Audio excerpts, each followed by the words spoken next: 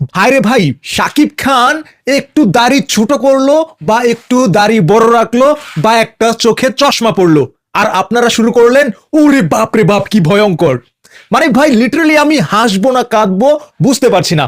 আরে ভাই, আয়নার সামনে দাঁড়িয়ে নিজেকে দেখুন, আগে নিজেকে দেখুন, তারপর শাকিব খানকে দেখুন, তাহলে বুঝবেন ভয়ঙ্কর আর হ্যান্ডসাম এর মধ্যে তফাৎ কি।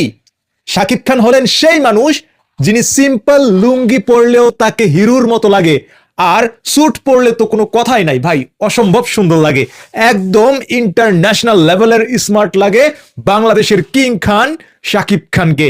তাকে ভয়ঙ্কর বলে সস্তা ভিউ কামানো বন্ধ করুন।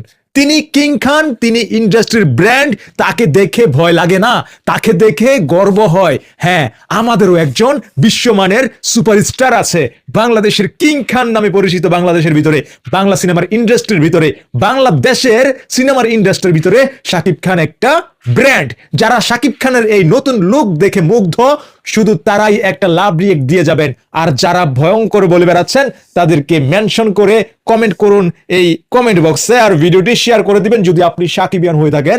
ধন্যবাদ সবাই।